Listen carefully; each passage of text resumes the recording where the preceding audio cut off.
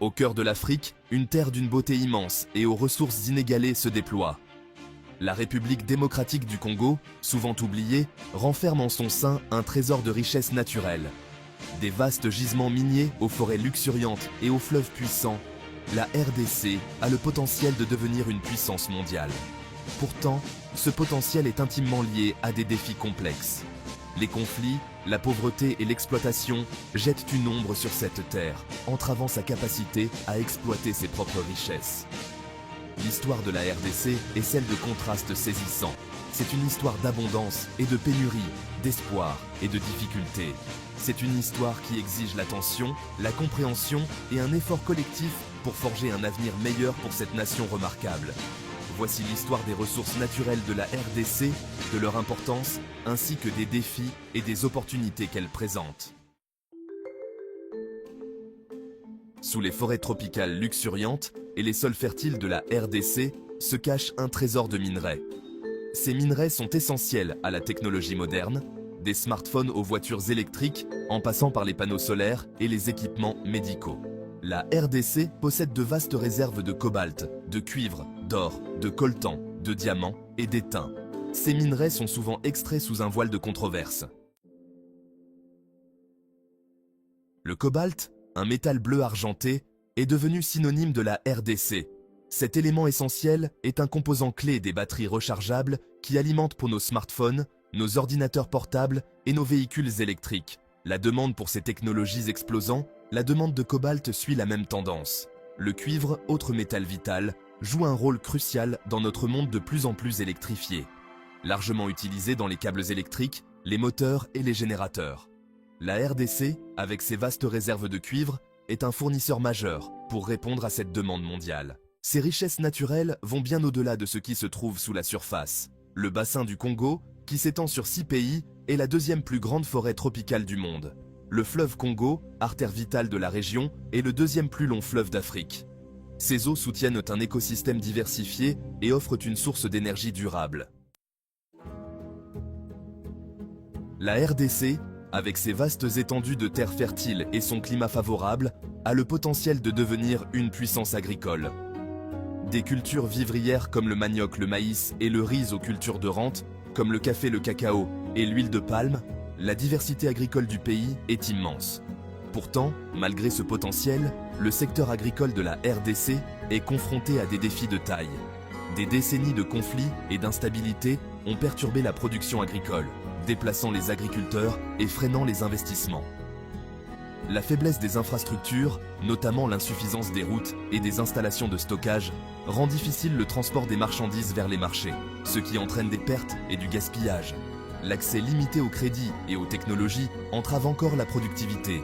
Malgré ces défis, il y a de l'espoir pour l'avenir de l'agriculture en RDC. Investir dans les infrastructures rurales, fournir aux agriculteurs l'accès au crédit et aux technologies, et promouvoir des pratiques agricoles durables peuvent libérer le potentiel du secteur.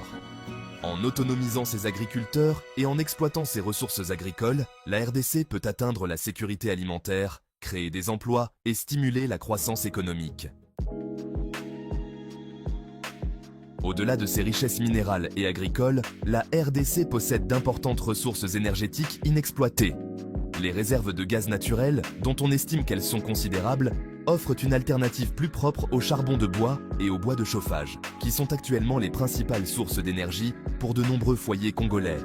L'exploration pétrolière est également en cours dans certaines régions, avec le potentiel de générer des revenus et de réduire la dépendance du pays à l'égard des importations de carburant. Cependant, il est crucial de développer ces ressources de manière responsable, en mettant l'accent sur la protection de l'environnement et la participation des communautés. Le vaste potentiel de la RDC en matière d'énergie solaire reste largement inexploité. Avec un ensoleillement abondant tout au long de l'année, l'énergie solaire pourrait fournir une source d'énergie propre et durable aux communautés rurales, réduisant ainsi la dépendance à l'égard des générateurs diesel coûteux et polluants. Investir dans les infrastructures d'énergie solaire, y compris les solutions hors réseau, peut transformer des vies et stimuler le développement rural. Ombres au paradis, les conflits et leurs conséquences. Les abondantes ressources naturelles de la République démocratique du Congo, si elles sont une bénédiction, ont également été une source de conflits et d'instabilité. Des groupes armés, souvent liés à des pays voisins, se disputent le contrôle des mines et des routes commerciales, perpétuant un cycle de violence qui sévit dans le pays depuis des décennies. Ce conflit a eu un impact dévastateur sur le peuple congolais. Des millions de personnes ont été déplacées de leur foyer, cherchant refuge dans des camps surpeuplés ou dans les pays voisins. L'accès aux soins de santé et à l'éducation a été gravement perturbé, laissant une génération marquée par la violence et les traumatismes. Le conflit a également eu un impact profond sur l'environnement de la RDC. L'exploitation minière et forestière illégale ont entraîné la déforestation, la perte d'habitat et la pollution. Le commerce des minerais de conflit a alimenté la corruption et sapé l'état de droit. Il est essentiel de s'attaquer aux causes profondes du conflit, notamment la pauvreté, les inégalités et la faiblesse de la gouvernance, afin de briser ce cycle de violence et de créer un avenir plus pacifique et plus prospère. Le prix du progrès, dégradation de l'environnement et coût humain. L'extraction des ressources naturelles de la RDC se fait souvent au prix fort, tant pour l'environnement que pour la population. Les opérations minières, en particulier celles qui ne sont pas réglementées ou qui sont mal gérées, peuvent avoir des effets dévastateurs sur les écosystèmes locaux. La déforestation, l'érosion des sols et la pollution de l'eau ne sont que quelques-unes des conséquences environnementales. Le coût humain de l'extraction des ressources peut être tout aussi lourd. Le travail des enfants est un problème persistant dans le secteur minier, en particulier dans les mines artisanales et à petite échelle. Les mineurs travaillent souvent dans des conditions dangereuses, sans équipement de sécurité adéquat et exposés à des substances toxiques. La lutte contre ces problèmes nécessite une approche multidimensionnelle qui comprenne le renforcement des réglementations environnementales, l'application des normes du travail et la promotion de la responsabilité sociale des entreprises. Investir dans des moyens de subsistance alternatifs, tels que l'agriculture durable et l'écotourisme, peut également réduire la pression sur les ressources naturelles et offrir aux communautés des alternatives viables à l'exploitation minière. Un avenir meilleur. Exploiter les ressources pour un développement durable. Malgré les défis, l'avenir de la RDC n'est pas sans espoir. Les vastes ressources naturelles du pays, si elles sont gérées de manière responsable et durable, ont le potentiel de sortir des millions de personnes de la pauvreté et de stimuler le développement économique. Cela exige un engagement en faveur de la bonne gouvernance, de la transparence et de la responsabilité.